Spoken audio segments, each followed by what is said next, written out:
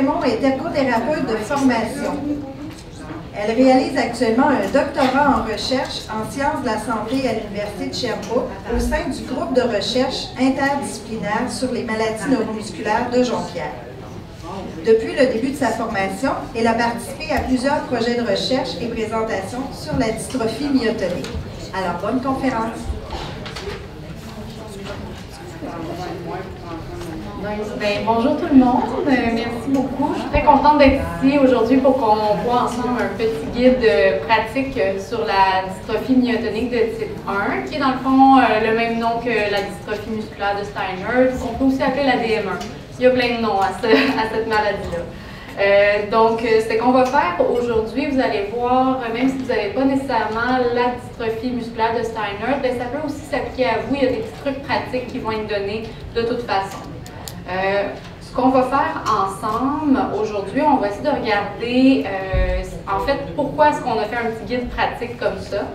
Ça serait qui les professionnels de la santé à connaître, qui fait quoi, ça ressemble à quoi le monde de la santé, puis qu'est-ce qu'on peut faire pour s'aider dans notre maladie. Donc il y a certaines stratégies à savoir, surtout pour notre suivi médical, mais aussi pour notre suivi en réadaptation. Le suivi médical, ça c'est vraiment pour les symptômes, puis le suivi en réadaptation, c'est vraiment plus pour les activités. Si on a de la difficulté, par exemple, à se brosser les dents, à faire le ménage chez nous, ou même à aller travailler. Par la suite, il va y avoir vraiment des conseils essentiels à savoir. S'il faut avoir les oreilles grandes ouvertes, ça va être à ce moment-là. Puis, je vais vous nommer quelques ressources du coin, mais je vais vous donner aussi une feuille à la fin, là, vous allez avoir toutes les informations. Donc, en fait, depuis la découverte du gène en 1992, la prise en charge de la maladie a souvent été décrite comme étant absente ou même inadéquate à travers le monde entier. Mais pourquoi c'est comme ça? En fait, il y a plusieurs raisons qui expliquent pourquoi la prise en charge est difficile. D'abord, on sait que c'est une maladie qui est rare et aussi c'est une maladie qui est multisystémique. Donc, les gens vont avoir des problématiques dans plusieurs systèmes de leur corps, les yeux, le système digestif, les muscles, le système cardiaque, respiratoire, même les hormones et tout. Tout y passe, tout est touché. Donc, normalement, lorsque une personne qui n'a pas de difficultés, problèmes de santé, va aller voir son médecin, il va avoir généralement 2 problèmes de santé, 2 symptômes à discuter. Mais quand on a la dystrophie myotonique de type 1 ou une autre maladie neuromusculaire, bien, on peut avoir plusieurs signes et symptômes à discuter avec son médecin. Pour la DM1, il y en a plus de 54 en fait.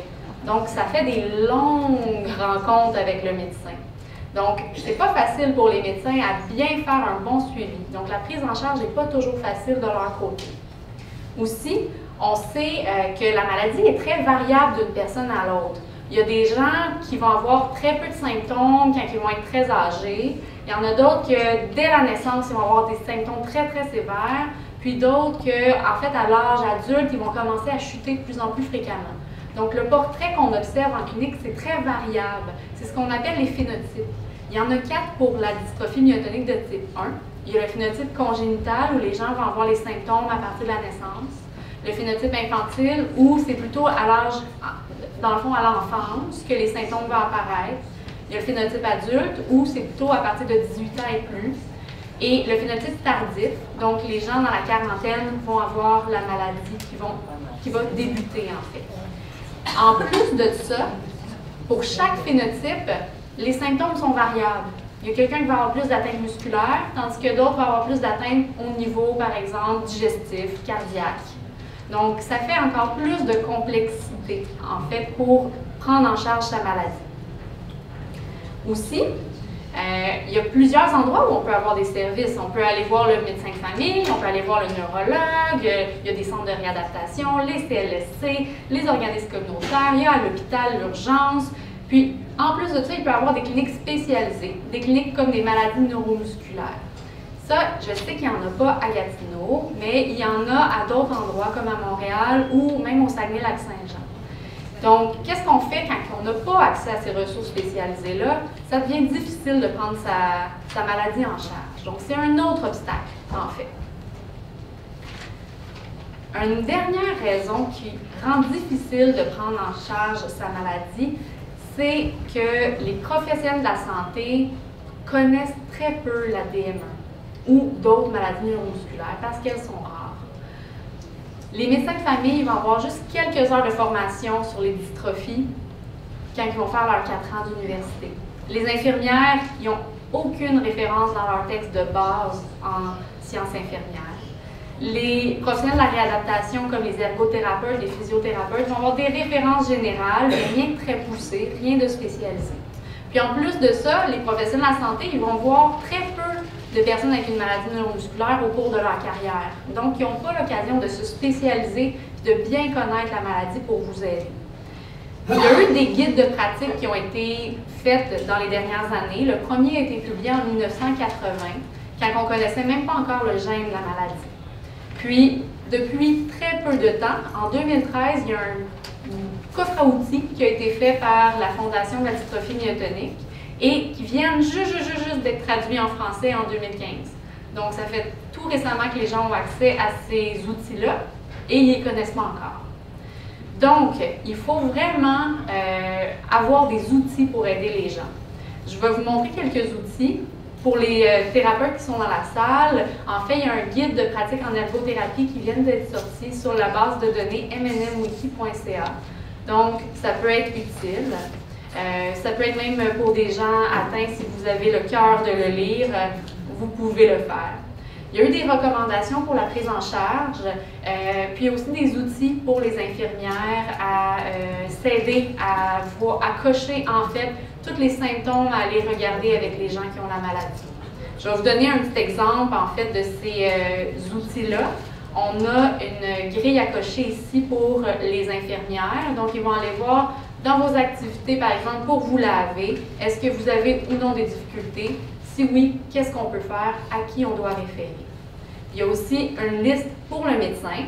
Ça, vous pouvez, je vais vous donner la référence, vous allez pouvoir y avoir accès, puis vous allez même pouvoir donner la référence à votre médecin pour l'aider à prendre en charge votre maladie. C'est une liste à cocher de tous les symptômes que la dystrophie myotonique a et qui permet de faire un suivi à tous les années.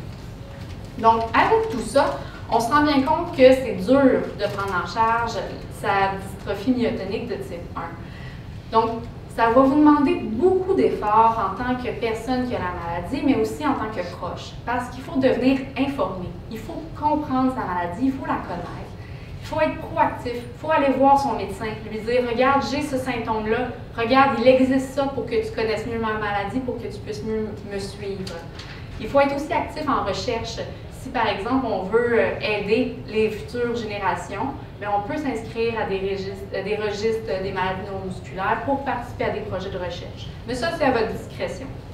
Donc, il faut que vous et votre famille soyez impliqués. Donc, d'abord, pour être informé, il faut commencer par connaître c'est qui les professionnels de la santé. Qu'est-ce qu'ils peuvent faire pour nous? Qu'est-ce qu'ils sont, qui ils sont, où ils se retrouvent? Ils sont cachés, on ne sait pas trop où. Donc d'abord, il y a le fameux médecin de famille. Ça, c'est notre porte d'entrée générale. Généralement, c'est lui que vous allez voir, il commence à avoir des symptômes, on se demande c'est quoi, on patauge, on tape patauge, puis un moment donné, après plein de tests, ils finissent par diagnostiquer la maladie, ils vous envoient voir un neurologue. Le neurologue, c'est vraiment lui qui prend en charge la dystrophie myotonique. Ça peut être aussi le médecin de famille qui fait le diagnostic.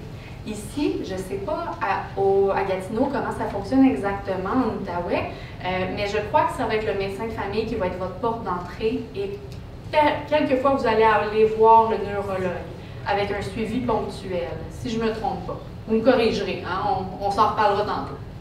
Il y a aussi l'infirmière. L'infirmière, c'est vraiment une perle en fait en maladie neuromusculaire. C'est elle qui va vous faire les tests de base, qui va venir aller voir pour les prises de sang, si tout va bien. Elle va aussi être votre porte d'entrée pour aller voir d'autres spécialistes. Donc, elle peut vous référer vers un nutritionniste ou vers un ergothérapeute. Donc, c'est vraiment une bonne ressource, puis sont aussi plus facilement accessibles. Hein? Si on leur envoie un appel, ils vont nous rappeler, parce que le bureau du médecin, c'est pas toujours le cas, hein? On ne sait pas. Il y en a des très bons aussi, il ne faut pas généraliser. Donc, il y a des spécialistes aussi. Il y a des cardiologues, des pneumologues. Donc, ceux-là aussi, c'est des personnes qu'il faut connaître et qu'on peut aller avoir des suivis avec eux. mais c'est plus ponctuel. Ça peut être une fois aux 5 ans ou jusqu'à qu'on a un problème de santé particulier. Il y a aussi les professionnels de la réadaptation. Il y a des physiothérapeutes. Des physiothérapeutes, c'est vraiment des spécialistes au niveau du corps humain. Donc, eux, ils vont vraiment aider pour éviter de chuter, renforcer vos muscles, essayer d'avoir plus d'équilibre, marcher plus longtemps, avoir les bons outils à la maison pour éviter de tomber. Il y a les ergothérapeutes. Les ergothérapeutes, c'est des spécialistes des activités. Donc, si vous avez de la difficulté à faire une activité, ça peut être faire le ménage, jouer aux cartes, mais l'ergothérapeute peut être là pour vous aider. Si vous travaillez, elle peut être là aussi pour adapter votre poste de travail puis vous aider à maintenir le travail plus longtemps. Il y a des travailleurs sociaux. Des travailleurs sociaux, c'est des gens qui sont là vraiment pour vous aider à vous retrouver dans les services communautaires qui sont offerts. Si vous avez besoin de déménager, elle peut vous aider à trouver des endroits qui vont répondre à vos besoins. Il y a le nutritionniste. Un nutritionniste, c'est vraiment pour l'alimentation, essayer d'avoir quelque chose d'équilibré, mais aussi pour éviter, c'est aussi quelqu'un qui peut vous aider à trouver quels sont les bons aliments à manger en fonction de votre maladie. Mais ce n'est pas tous les nutritionnistes qui connaissent la dystrophie myotonique et il faut les aider à connaître notre maladie. Et il y en a encore et encore et encore, comme vous pouvez le constater. Ce que j'ai fait, je vous ai ramené en un petit tableau, en fait, quand on a des soins à avoir pour certains de nos symptômes, comme le cœur, les poumons, la respiration, notre médication, la fatigue, tout ça, bien, on a un suivi médical à avoir. Puis ici, vraiment, c'est l'infirmière et le médecin de famille qui vont être les deux personnes ressources quand vous allez avoir des symptômes. C'est à eux qu'il faut en parler en premier. Et eux vont ensuite vous diriger vers les autres professionnels de la santé, comme un pneumologue, un cardiologue, un neuropsychologue aussi. Et il y en a encore et encore. Le neurologue peut faire le même travail que le médecin de famille. Ça dépend dans quel centre vous êtes suivi, en fait. Il y a la même chose pour la réadaptation. Donc, quand on a de la difficulté à faire nos activités, manger, s'habiller, marcher, conduire, travailler, la sexualité, donc là, on peut aller voir deux autres profils de la santé qui sont les ergothérapeutes et les physiothérapeutes. Eux, il y a des cliniques privées avec qui on peut aller les voir directement, mais on peut aussi demander à notre médecin de famille de nous référer à un centre de réadaptation où il y a des ergothérapeutes et des physiothérapeutes. Il ne faut pas se tromper, c'est deux tableaux différents, mais en fait, c'est tout un même tableau. Les infirmières, les médecins de famille participent aussi au suivi de la réadaptation, puis les ergothérapeutes et physiothérapeutes participent aussi au suivi médical des symptômes. Donc, ça fait un petit résumé, en fait. Maintenant, on va rentrer dans la partie la plus importante, c'est les stratégies à savoir pour s'aider à améliorer notre suivi médical et de réadaptation. Si on commence avec le suivi médical, je vais passer avec vous plusieurs symptômes. La liste n'est pas complète. Je vous l'ai dit, il y a 54 symptômes, donc on ne les passera pas tous un après l'autre. Je vais essayer de vous donner quelques trucs les plus essentiels. Ça se peut qu'il y en ait d'autres, ça se peut que vous en connaissez d'autres, donc on peut essayer d'en partager à la fin de la présentation ensemble. On aura même tout le temps durant le cocktail pour en discuter. Donc, d'abord, le suivi médical, idéalement, avec la DM1, il devrait être fait de façon annuelle. Donc, une fois par année, il faudrait voir son infirmière et son médecin de famille ou son neurologue. Le symptôme le plus important à surveiller, c'est le cœur. Le cœur, on le sait, c'est un des... en fait, c'est une des plus grandes causes de mort avec la dystrophie myotonique de type 1. Le cœur peut arrêter de battre. Donc, il est essentiel d'avoir un suivi à chaque année avec un électrocardiogramme, un ECG, qu'on fait. Et idéalement, il faudrait que ce soit avec le même intervenant. Donc, la personne vous connaît bien, connaît vos symptômes, connaît comment votre cœur fonctionne. Donc, elle peut déceler des anomalies ou des changements dans la condition. C'est une maladie qui progresse dans le temps. Donc, il faut faire un suivi annuel. Ce n'est pas parce qu'on l'a fait l'année passée que tout va bien aller l'année d'après. Ce qui est important aussi pour s'aider avec notre cœur, c'est de le garder en forme. Pour faire ça, on peut trouver des bons aliments à manger. Puis aussi, il faut se maintenir actif. Il faut bouger, essayer de garder le muscle du cœur actif. Donc, de plus en plus, plus sain, en fait, si on bouge. Ensuite de ça, il y a les poumons. C'est le deuxième symptôme le plus important à regarder.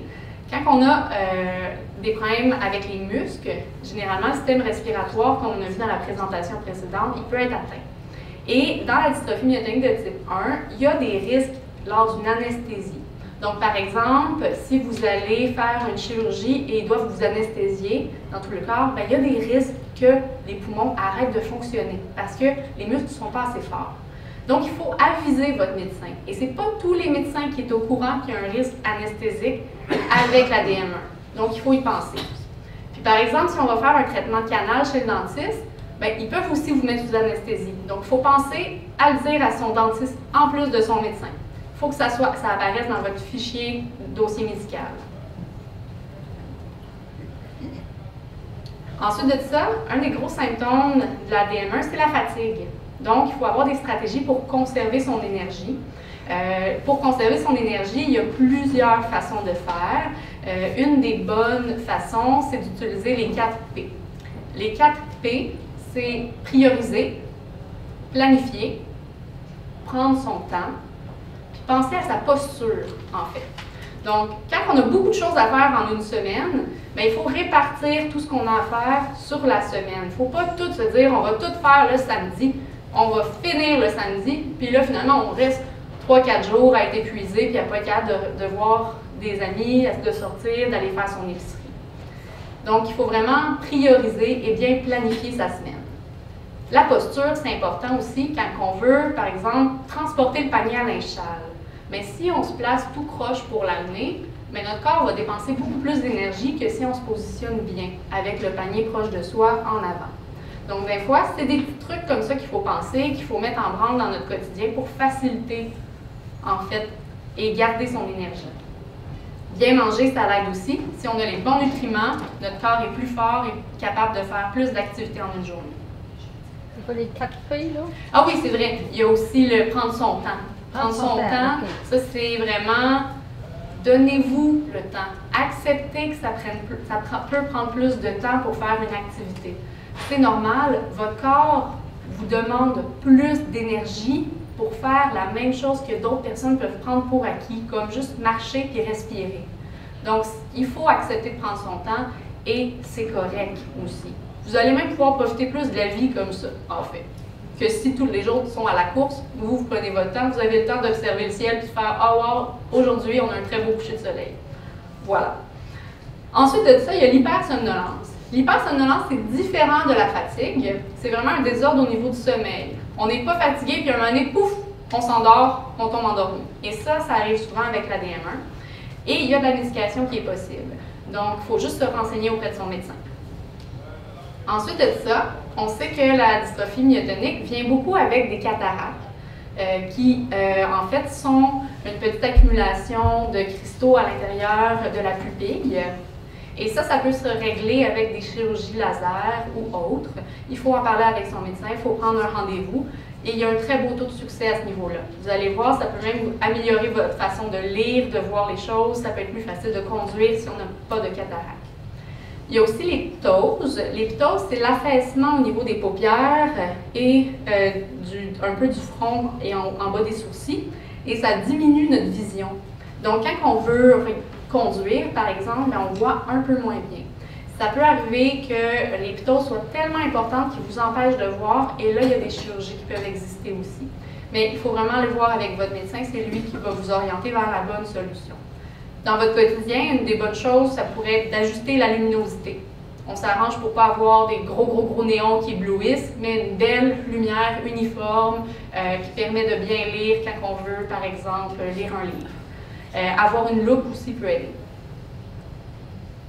Ensuite de ça, il y a aussi des problèmes au niveau cognitif.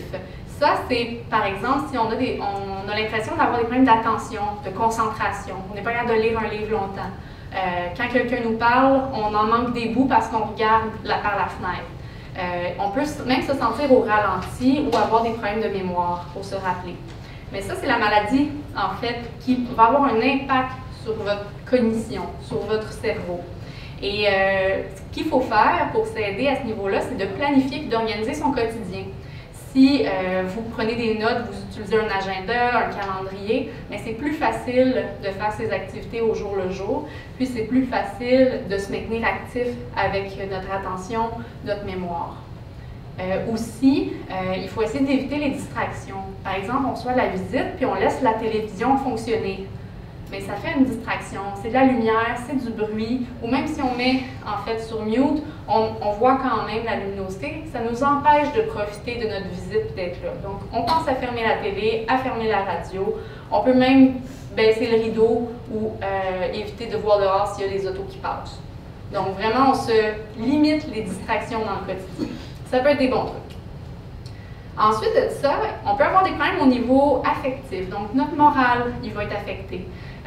On peut retrouver de l'apathie. De l'apathie, c'est la difficulté à initier une activité. Donc, il y a souvent des gens qui vont dire « Ah, cette personne-là manque de volonté ». Mais c'est pas ça. C'est vraiment un désordre au niveau du cerveau qui empêche de commencer une activité. Donc, quand on est des proches, on peut avoir l'impression que c'est irritant parfois. Mais il faut être compréhensif, ça fait partie de la maladie. Mais avec une petite stimulation, bien, la personne peut venir faire une activité avec nous, puis on peut en fait l'aider à avoir du plaisir, même si au début, elle ne voulait pas participer nécessairement. Donc c'est vraiment, ça fait partie de la maladie. Les gens peuvent vivre aussi avec du stress, de l'anxiété, de la tristesse. Il peut même avoir des idées noires qui arrivent parfois. Des diagnostics de dépression peuvent arriver, mais c'est quand même assez rare. Donc, à ce moment-là, ce qu'il faut faire, il faut en parler avec son médecin.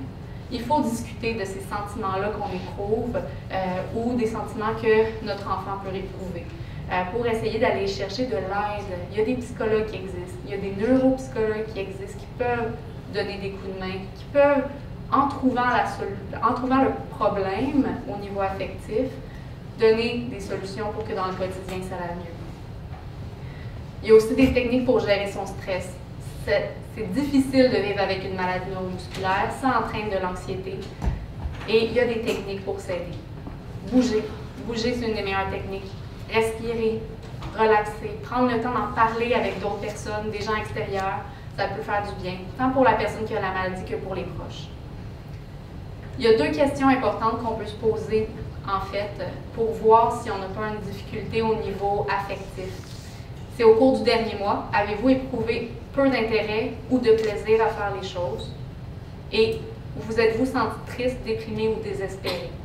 Si vous avez répondu oui à une de ces deux questions-là ou aux deux, il faudrait en parler avec son médecin pour essayer de mettre en place des solutions pour s'aider. Ça se peut que la maladie vous joue des tours puis qu'elle vous amène vers un état dépressif, en fait.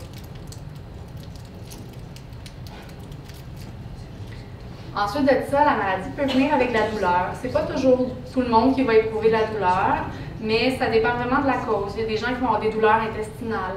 À ce moment-là, il faut en parler à son médecin pour trouver la cause et la régler par la suite. Il peut y avoir des médicaments qui existent à ce niveau-là. Les intestins, pendant qu'on en parle, il se passe des choses à ce niveau-là. Hein? Ça peut arriver qu'il y ait de l'incontinence. On en échappe un peu, tant au niveau urinaire que fécal. C'est très désagréable pour la personne et c'est normal, mais il ne faut pas s'empêcher de faire des choses pour ça. Il y a de l'aide qui peut être offerte. Le CLSC peut donner des programmes d'aide technique pour avoir des pads d'incontinence, des protections. Il faut aussi se donner des trucs dans le quotidien. Par exemple, si on est à la maison, on facilite l'accès à notre salle de bain. On enlève vraiment tout ce qui peut traîner entre notre chambre et la salle de bain. On peut avoir une chaise d'aisance dans la chambre aussi pour aller plus vite à la salle de bain, à la selle, ou quelque chose comme ça. Il y a aussi, si on voit que c'est vraiment un très gros problème, que toutes les solutions qu'on a essayé de faire ne fonctionnent pas, on peut demander à notre médecin de nous référer à un gastro-entérologue. Lui, il a plus de ressources. Il va pouvoir faire un bon suivi pour découvrir qu'est-ce qui amène l'incontinence et faire un traitement approprié. Il y a aussi des problèmes au niveau de la diarrhée, constipation, ça peut survenir. Il y a même de l'alternance entre les deux. On passe du mou au solide. Donc, il y a de la médication qui peut se donner. Le médecin de famille peut vous aider à ce niveau-là, mais aussi votre neurologue ou un gastro-entérologue. Mais dans votre quotidien, on peut s'aider en choisissant des bons aliments. En fait, il y a certaines choses qu'on peut essayer d'éviter pour éviter de passer d'une diarrhée à une constipation. En fait, tous les aliments gras, il faudrait en réduire l'utilisation. Donc, la bonne poutine, malheureusement, c'est pas la meilleure solution. Mais il y a aussi tous les petits aliments irritants, comme du café, de l'alcool, des boissons gazeuses, des épices fortes. C'est aussi des éléments à diminuer et bannir de notre alimentation, parce que ça peut amener des problèmes au niveau des intestins. Aussi, on sait que c'est une maladie héréditaire, la DM1, mais aussi la plupart des autres maladies neuromusculaires. Donc, quand on veut planifier avoir des enfants, c'est important de savoir que la DM1, c'est une maladie qui est dominante. Donc, quand vous voyez sur mon image, on a 50% de risque de transmettre la maladie à nos enfants. Donc, c'est un pensez-y bien. Et ce qui est important, c'est d'aller chercher les ressources. Il y a des conseillers génétiques, il y a des généticiens qui sont là pour vous aider. La liste d'attente est longue, donc dès qu'on commence à penser qu'on veut un enfant, on demande à notre médecin de famille de nous référer. Il y a aussi dans des ateliers comme des conférences que Dystrophie musculaire Canada peut donner, des invités comme des conseillers génétiques qui peuvent venir donner des solutions, des trucs. On sait aussi que c'est une maladie qui présente un phénomène d'anticipation. Ça veut dire qu'à chaque génération, la maladie a des chances d'être plus sévère. Donc, une personne qui a le phénotype tardif, donc les symptômes arrivent à 40 ans, a déjà eu des enfants, qui commencent à arriver à la vingtaine et que là, les symptômes arrivent. Mais là, si les personnes qui commencent à avoir les symptômes à la vingtaine veulent avoir des enfants, il y a des chances que leur enfant ait les symptômes à l'enfance ou à la naissance. Il faut y penser, il faut le savoir, c'est typique de la DM1 en fait. Aussi, si on est enceinte, bien, il y a des risques obstétriques qui existent. Donc, le fœtus ou la mère peut avoir besoin d'un suivi médical plus intensif qu'une personne normale et il faut le savoir, il faut en aviser le médecin de famille pour qu'il fasse les références à tous les services nécessaires pour être sûr que si on veut avoir un enfant qui arrive en bonne santé ou le mieux possible en bonne santé au monde. Il y a des risques qui peuvent arriver comme avoir du surpoids. Quand on a une maladie musculaire, on bouge un peu moins, on gagne un petit peu plus de tour de taille, ça peut arriver. Donc, on vous encourage à bouger au moins 30 minutes par jour. Puis j'ai écrit que c'est cumulable parce qu'on sait que si on prend une marche de 10 minutes le matin, une 10 minutes le midi, puis une après le souper, on vient de faire notre 30 minutes de marche par jour. C'est cumulable, vous l'avez fait, vous n'êtes pas obligé de vous faire un 30 minutes d'exercice d'un coup, en fait. Pour la faiblesse musculaire, qui est quand même symptôme important, on sait que, en fait, faire du renforcement musculaire, ça n'a pas de danger pour les muscles. Mais présentement, les recherches ne démontrent aucune évidence de gain musculaire. Donc, on sait qu'on ne détériore pas, mais on ne sait pas si on améliore. Donc, tant qu'à faire, faisons de l'activité physique, essayons de renforcer nos muscles. Si on peut maintenir la capacité musculaire plus longtemps, on peut marcher plus longtemps, on peut se brosser les dents plus longtemps, on peut faire plus d'activités pour des plus longues durées. Il y a aussi la myotonie. La myotonie, c'est un symptôme qui a donné le nom à la maladie, dystrophie myotonique de type 1. C'est la difficulté à relâcher les muscles après une contraction musculaire. Donc, par exemple, si on prend notre tasse de café, parfois c'est difficile de la relâcher si elle est chaude puis on est en train de se brûler. Donc, il y a des trucs qu'on peut faire, par exemple un réchauffement musculaire. Si on veut prendre quelque chose puis on sait qu'on veut le relâcher assez vite, mais on peut faire des exercices de contraction musculaire rapidement. On peut réchauffer nos muscles à l'avant en portant, par exemple, des gants, en se mettant dans un environnement chaud quand c'est plus frais à l'extérieur. Et si vraiment c'est très sévère la myotonie, il y a de la médication qui existe. Il faut en parler à son médecin qu'on sait que ça existe. La médication, évidemment, en fait, il faut éviter l'automédication. Ça se peut qu'on prenne plusieurs types de médicaments. Les médicaments peuvent entrer en interaction. Il faut bien suivre qu'est-ce que votre médecin vous dit quand il vous dit de les prendre. Vous pouvez en parler à votre pharmacien. Votre pharmacien est plus disponible que votre médecin, puis il peut répondre à vos questions. Donc, je vous encourage à aller au pharmaprix, aux gens coutus, poser des questions sur les médicaments, mais essayez pas de changer les doses par vous-même, ça peut créer des problèmes assez importants. Ben ça, je pense que vous êtes pas mal au courant. Aussi, on sait que toutes les autres maladies peuvent survenir quand on a une maladie, du diabète, du cholestérol, l'hypothyroïdie, mais c'est toutes des choses à faire surveiller. Donc, il faut prendre des prises de sang environ 3 à 5 ans pour dépister ce genre de maladies-là qui peuvent amener encore plus de problèmes. Donc, on essaie de se tenir loin du diabète et d'avoir une alimentation équilibrée et aussi de s'assurer de le dépister si jamais on l'a. Pour la réadaptation, là maintenant je vais rentrer plus dans les activités qu'on peut faire. Donc on va regarder un petit peu plus, par exemple, pour manger, comment ça va, qu'est-ce qu'on peut faire pour s'aider à manger. Mais en fait, on a parlé déjà des problèmes de toux. Hein? Quand on a de la toux, c'est difficile de faire sortir des sécrétions. Quand on a des sécrétions, on a plus de chances d'avoir des infections, des pneumonies. Et on sait que dans la DME, la pneumonie est une des causes les plus fréquentes de décès. Donc on veut la tenir très, très, très loin de nous. Et pour faire ça, bien, en fait, il y a certains trucs qu'on peut avoir. Si on tousse fréquemment quand on mange, bien, il faut penser, j'ai peut-être un risque. Donc, il faut aviser votre infirmière, aviser votre médecin que ça se peut que vous ayez ce qu'on appelle la dysphagie. La dysphagie, c'est quand on avale dans le mauvais trou, quand on a la difficulté à manger, à bien avaler pour que tout se rentre dans notre estomac et non dans nos poumons. Donc, ce qu'on peut faire, en fait, pour s'aider, c'est de consulter un ergothérapeute, une nutritionniste, puis même un orthophoniste. C'est les 3 professionnels de la santé qui aident au niveau de la dysphagie pour éviter, en fait, d'avoir ces problèmes-là. Ça dépend des services qui sont offerts dans le quartier. Je ne sais pas à Gatineau s'il y a des équipes de dysphagie qui peuvent être là, mais en parler à votre médecin, votre infirmière, déjà, vous faites un gros pas, ça peut aider à ce niveau-là.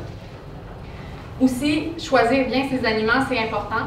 Quand on a des chances d'avaler dans le mauvais trou, si on mange des textures étranges, par exemple un gros bol de soupe qui est super liquide avec plein de gros motons, c'est dur dans la bouche de bien maîtriser en fait la bouchée qu'on avale. Ça se peut qu'elle passe dans le mauvais trou. Donc on essaie d'éviter en fait les soupes avec des motons dedans. On va plutôt préférer une crème qui va être un peu plus épaisse, qui va être uniforme comme telle. Les petites miettes de toast aussi, parfois, ça a tendance à rentrer dans le mauvais trou, donc on essaie de trouver une façon pour limiter, en fait, ces aliments-là. Il y a évidemment éviter le gras, manger équilibré, donc les 4 groupes alimentaires du Guide canadien d'alimentation. Il y a aussi une posture pour bien manger. Je ne sais pas si vous le saviez, mais pour bien manger, il y a une technique. Il faut être assis droit, les genoux 90 degrés, les pieds au sol, les épaules alignées avec les hanches, puis la tête droite. Donc on mange pas, on n'avale pas en regardant le voisin, on avale droit et on penche légèrement la tête vers l'avant, environ 45 degrés. C'est la meilleure façon pour avaler et c'est la meilleure façon pour fermer les voies respiratoires et ouvrir l'œsophage qui envoie dans l'estomac en fait. Donc on limite les risques d'avoir une aspiration, on limite des risques de s'étouffer. Parce que si on avale le cou croche, la tête dans les airs, bien évidemment, on a plus de chances de s'étouffer. Il y a aussi plein de petits trucs là. Quand on mange des petites bouchées, on les mastique longtemps, puis on peut avaler plusieurs fois la même bouchée. Ça libère la bouche, puis on a moins de chances de s'étouffer. Il y a la fameuse manœuvre de Heimlich. Est-ce que vous la connaissez? Pas mal tout le monde, hein? Ça, c'est super important pour les proches de connaître cette manœuvre-là. Si on s'étouffe, mais on veut être capable de libérer les voies respiratoires, donc on vient se positionner, on fait la manœuvre de Heimlich et on essaie de libérer les voies.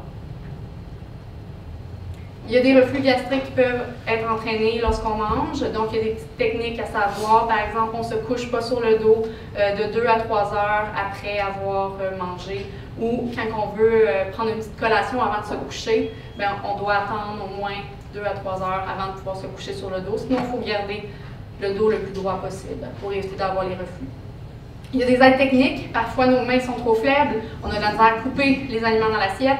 Donc, ce qu'on veut faire, on veut avoir des trucs, des aides techniques pour s'aider. Par exemple, il y a des napperons antidérapants, des assiettes à ventouse qui permet que ça ne part pas dans tous les sens. Il y a des manches qu'on peut utiliser sur les fourchettes, les couverts, les ustensiles pour s'aider à bien couper. C'est plus facile comme ça. Il y a même des poignées universelles qui est comme une espèce de petite manche qui se met sur la main. On ramasse l'ustensile, puis sans même fermer la main, on peut le manger directement. Il y a des petits robots qui existent aussi pour les mains, mais Ça, c'est un peu plus rare là, avec la DM1. C'est plus avec la dystrophie de Duchenne qu'on peut en avoir besoin. Ensuite de ça, après avoir mangé, ben, il faut s'habiller, il faut se laver. Pour faire ça, ben, on peut avoir de la difficulté à se boutonner, nos mains sont un peu plus faibles, c'est plus difficile, donc il faut essayer de se renforcer les mains en fait avec des programmes d'exercice, bouger un petit peu et tout.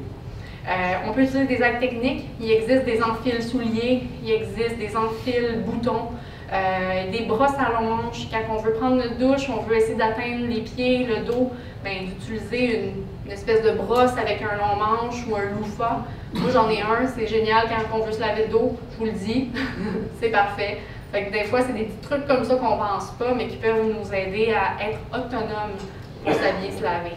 Puis ça, pour rester autonome longtemps, en fait, c'est ce qui nous permet d'être à la maison longtemps.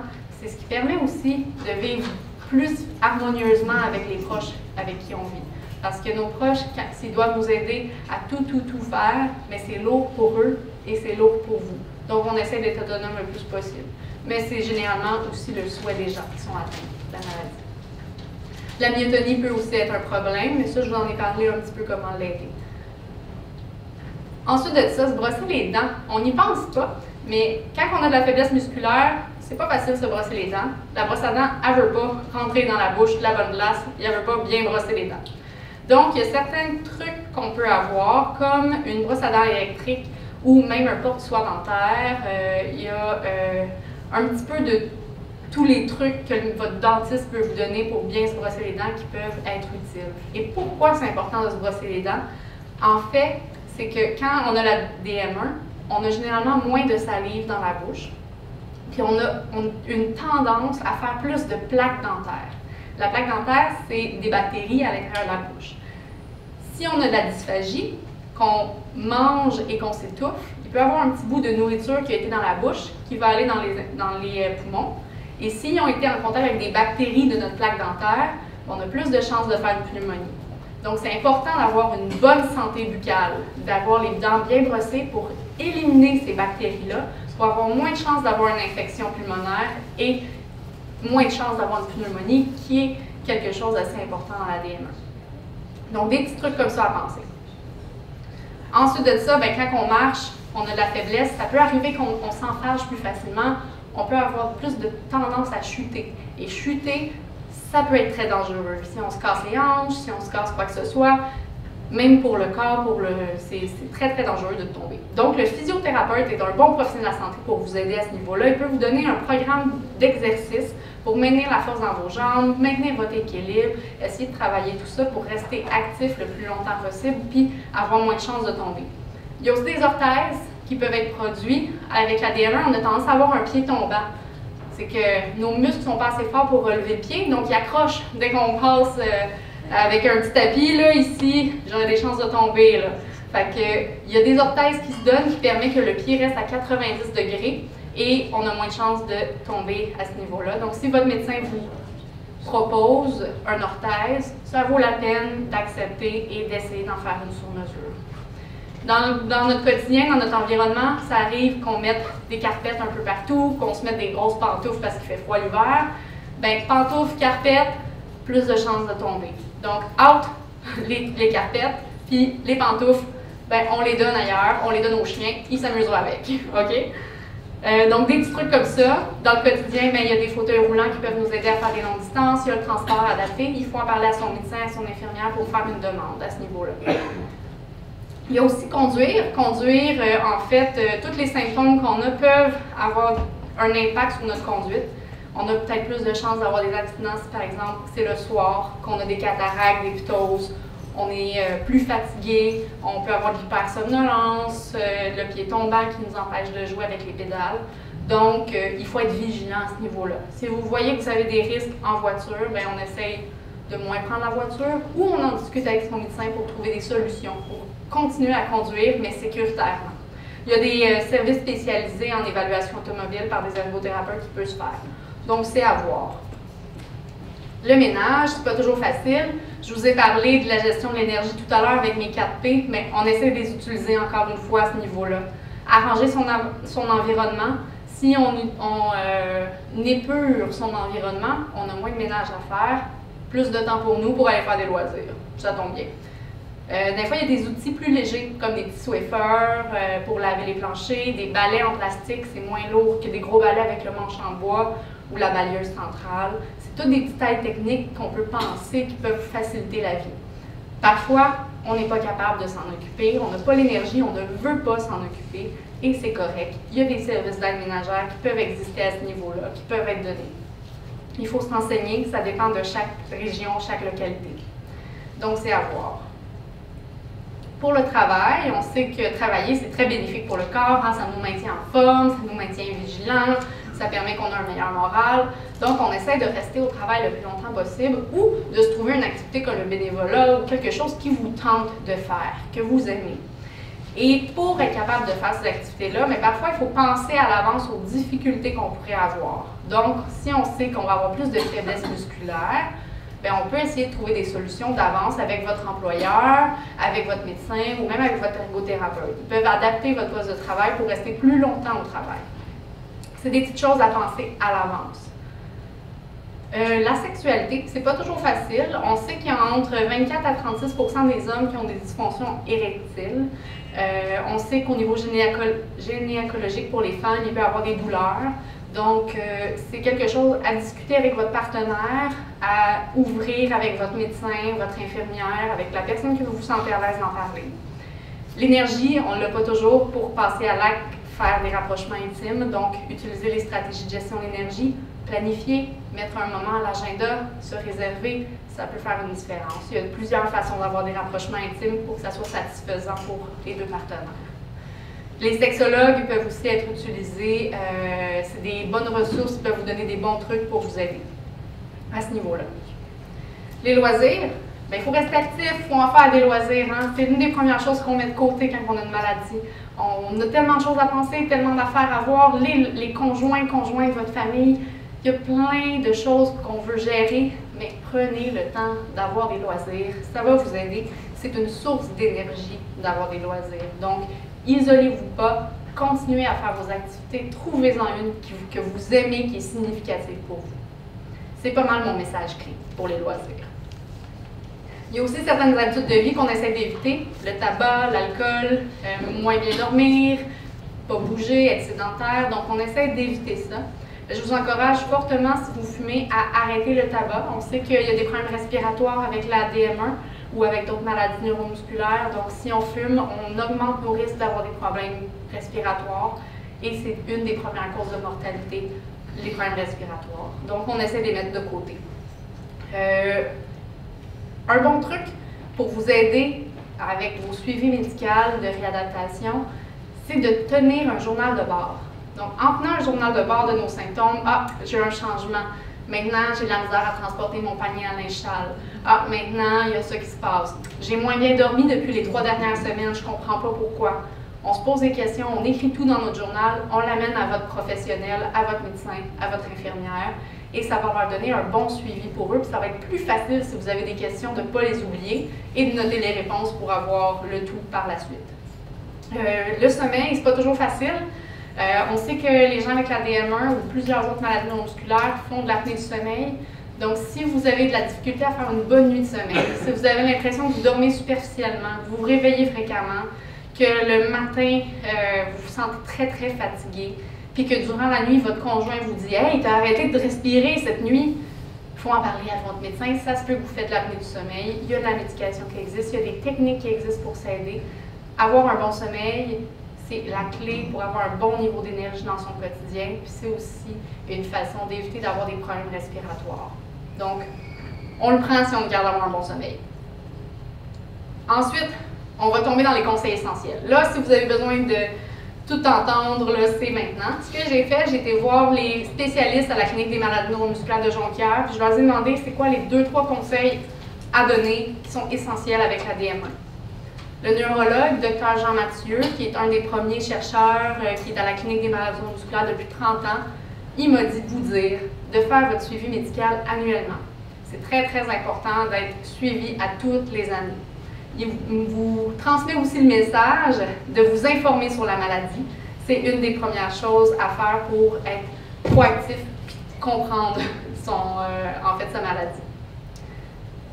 Les infirmières que j'ai consultées, ils vous ont dit « Occupez-vous de votre santé. C'est important. Ça va vous aider à avoir une meilleure vie, à avoir une qualité de vie plus importante. » Eux aussi, ils ont insisté sur le suivi médical annuel avec les électrocardiogrammes à toutes les années, les prises de sang aux 3 à 5 ans. Puis, ils vous ont aussi dit de contacter vos collègues de la santé pour tout changement dans votre condition. Donc, on avise son infirmière, son médecin si on voit qu'il y a quelque chose qui est moins normal.